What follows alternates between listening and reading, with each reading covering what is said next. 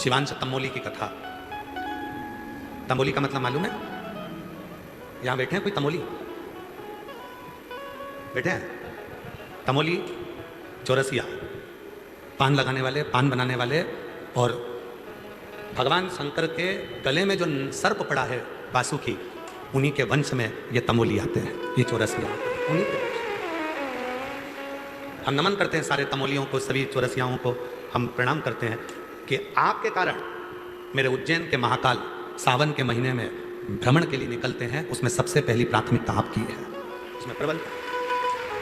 हमें शिवांश तमोली की कथा स्मरण आती है। एक ऐसा चौरसिया, एक ऐसा तमोली जिसकी पान की दुकान थी।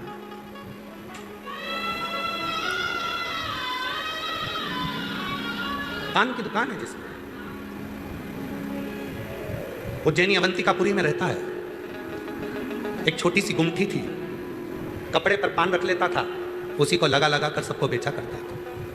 महाकाल के दर्शन का रोज का नियम था, बिना महाकाल के दर्शन के एक दिन भी वो तमोली नहीं रहता था। वो शिवांश तमोली, वो चौरसिया एक दिन भी बिना शिव के दर्शन के नहीं रहता था। एक दिन भगवान शंकर महाकाल राजा के मंदिर जाना, प्रतिदिन महाकाल राजा का दर्शन करना, प्रतिदिन महाकाल दर्शन कर कर अपनी दुकान खोलना और पान बेचना, ये चलता प्रतिदिन रोज। और जब वो शिव जी के दर्शन कर कर वो तमोली चला जाता, तब मेरे महाकाल बाबा ठहाका लगाकर हंसते रोज। और पार्वती जी उनसे पूछती, जब भी ये तमोली आता है, जब भी ये चौरसिया आता है और ये तमोली पान बेचने वाला तुम्हारे पास आकर दर्शन कर कर जाता है और तुम ठाका लगाकर हंसते हो, तुम इतनी तेज मुस्कुराते हो, क्यों? शिव जी कहते हैं, पार्वती मैं तुझे क्या बताऊं, बोल नहीं सकता मैं कि ये क्यों हंसता। पार्वती जी ने कहा, कालों का काल महाकाल, और जब कालों का काल महाकाल हंसे तो कोई बात साधारण नहीं हो सकता। सत्य बताओ, ये तमोली रोज आता है, दर्शन कर कर जाता है, और तुम ठाका लगाकर हंसते हो, क्यों? शिव जी ने कहा, पार्वती ये तमोली एक ऐसा तमोली है, मेरे इतने भक्त मेरा दर्शन करने के लिए आते हैं, सब कुछ ना कुछ मांगते हैं, पर यह तमोली एक ऐसा है जो मुझसे कुछ नहीं मांगता, बस मुझे रोज निमंत्रण देकर जाता है कि एक बार मेरी दुकान पर पान खाने जरूर आना, एक बार मेरी दुकान पर तुम पान खाने जरूर आना। पार्वती बस उसकी इसी निमंत्रण को मैं सुनकर हंसता हूं, इसी निमंत्रण को सुनकर मैं हंसता हूं। महाकाल राजा कहते हैं, पार्वती दुनिया की रीति है, जो मुझे रोज निमंत्रण देता है, एक ना एक दिन मैं उसके दरवाजे पर जरूर पहुंचता हूं, ये निश्चित। और वो समय का इंतजार करूंगा, वो समय आएगा और मैं उसके घर पर जाऊंगा, पान भी खाऊंगा, निश्चित है।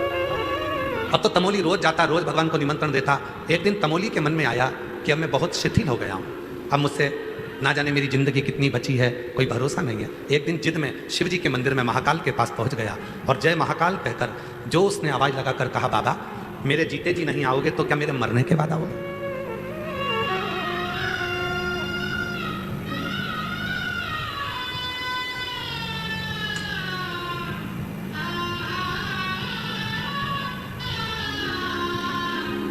भोले नाथ सुनो मेरी अर्जी सुनो, त्रिपुरारी आया आया मैं शरण तुम्हारी।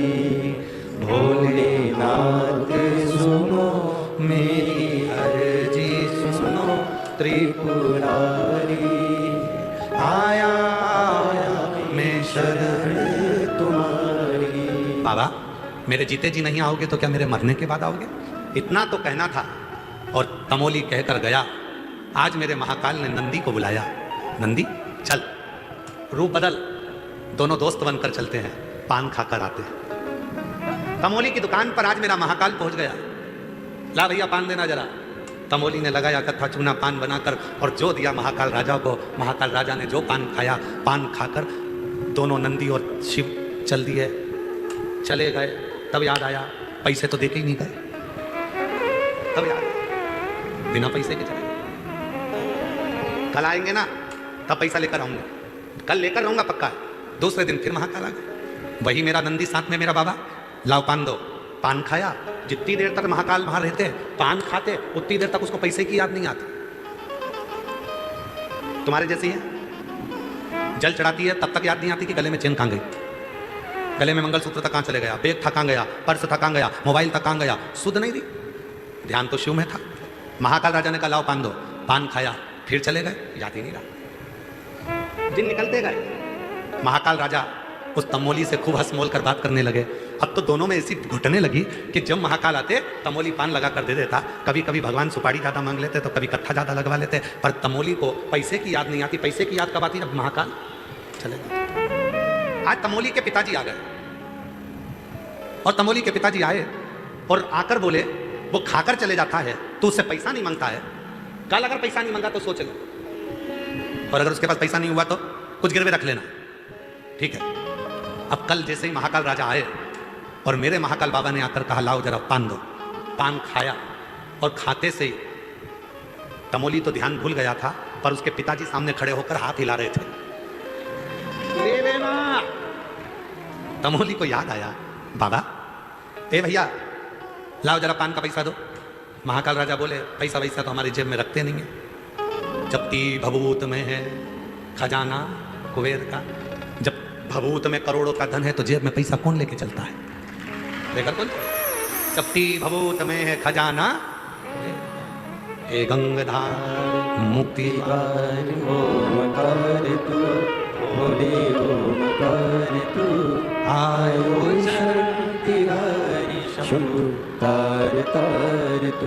अवंतिका नरेश, भगवान उज्जैनी के राजा मेरे काल अधिपति महाकाल राजा स्वयं कह रहे हैं मेरी जेब में तो कुछ है नहीं, क्योंकि मेरे पास जेब ही नहीं है, पैसा वैसा नहीं।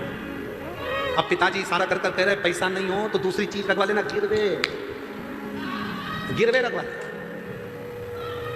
तमोली ने कहा देखो भाई अपनी दोस्ती एक तरफ, पैसा नहीं है तो कुछ ना कुछ तुम्हें रखना पड़ेगा। महाकाल नंदी को देख रहे, नंदी महाकाल को देख रहे। महाकाल बाबा ने कहा लो ये एक कपड़ा है, तुम अपने पास रख लो, इसी को रख लो। मेरे बाबा ने अपने अंग का वस्त्र तमोली को दे दिया। रतन जड़े थे, हीरे जड़े थे, मोती लगे थे, कोई परखैया उसको परख सकता था कि उसमें कितने रतन थे, कितने हीरे थे, कितने मोती थे। अब तमोली के पास तो वस्त्र आ गया। पंडित जी ने सुबह मंदिर खोला, जैसे ही अवंतिका नाथ उज्जैनी नरेश महाकाल का जैसे ही मंदिर खोला तो जो कपड़ा करोड़ों का था वो कपड़ा मंदिर से गायब था। सूचना मिल गई कि महाकाल के मंदिर में कोई चोरी हो गई है और कपड़े चले गए हैं महाकाल राजा के। अग्नि की तरह बात पूरी अवंतिका में पहुंच गई कि महाकाल राजा का कोई कपड़ा चोरी चले गया, कोई चोर आया था, कोई चोर आया। बात चलते चलते चलते चलते चलते चलते तमोली की दुकान पर पहुंच गई कि तुम्हें मालूम है महाकाल राजा के मंदिर में उनका कपड़ा चले गया चोरी। कपड़ा? हाँ, तो कपड़े में ऐसा क्या था? करोड़ों का कपड़ा, रतन जड़े थे, मोती लगे थे, नीला कलर का था, नीचे केसरिया बॉर्डर थी, उसमें रतन माणिक लगे थे, सोने के तार लगे थे। उसने जो सुना नीला रतन जड़ा पीली बॉर्डर, वो तो मेरे पास है, वो तो मेरे पास है। पर मुझे तो दूसरे देकर गए थे। तमोली को लगा जरूर वो दोनों चोर होंगे, चुरा कर लाते थे, पान खाते थे और मुझे देकर चले गए। तमोली उस कपड़े को लेकर महाकाल के मंदिर में पहुंच गए। कहा महाराज जी ये कपड़ा सब दूर ढूंढा जा रहा है, ये तो मेरे पास है, तुम्हें किसने दिया? तो कहा कोई 2 रोज मेरे यहाँ पान खाने आते थे, पैसे मंगे तो नहीं दिए, उन्होंने ये कपड़ा दे दिया। कपड़ा दे दिया? हाँ। ये कपड़ा दिया? हाँ। बात पहुंची कारागार में, तमोली को बंद करने लगे कि इसने ही ये कपड़ा चुराया होगा। जैसे ही कारागार में बंद करने वाले थे इतने में भगवान तमोली ने महाकाल राजा से कहा बाबा मैंने तो तुमसे एक ही बार कहा था कि मेरा पूरा हिसाब कर जाओ, तुमने ऐसा हिसाब करा कि मुझे कारागार में पटक दिया। अब छुड़ाव आके महाकाल राजा मंदिर से बाहर निकले, कारागार के बाहर खड़े होकर कहते हैं ये मेरा ही भक्त है, मैंने ही अपना वस्त्र इसी को दिया। मेरा छुड़ा दिया। मेरे महाकाल बाबा जाने लगे, तमोली ने पीछे से आवाज लगाया रुक जा, हिसाब तो बराबर कर जा, हिसाब बराबर करो पहले। शंकर भगवान लौट कर आए नंदी के साथ में। तमोली बोल क्या हिसाब बराबर करूं, कितना धन दूं, कितना वैभव दूं? तमोली ने कहा हिसाब बराबर करने में केवल एक वर दे दो, जैसे आज मेरे लिए आप यहाँ आए हो, श्रावण का जब महीना हो, प्रत्येक जीव के कल्याण के लिए आप अवंतिका नरेश बाहर निकल कर आए।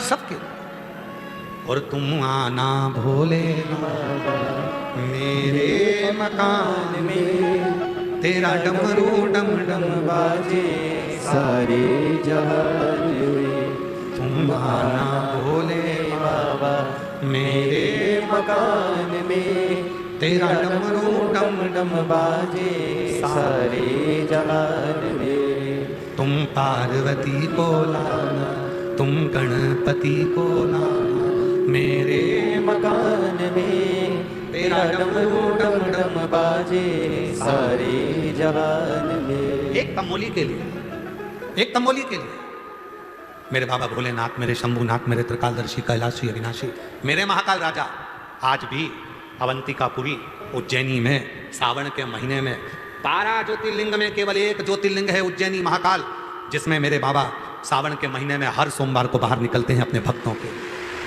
एक क्या चाहिए शिव जी को?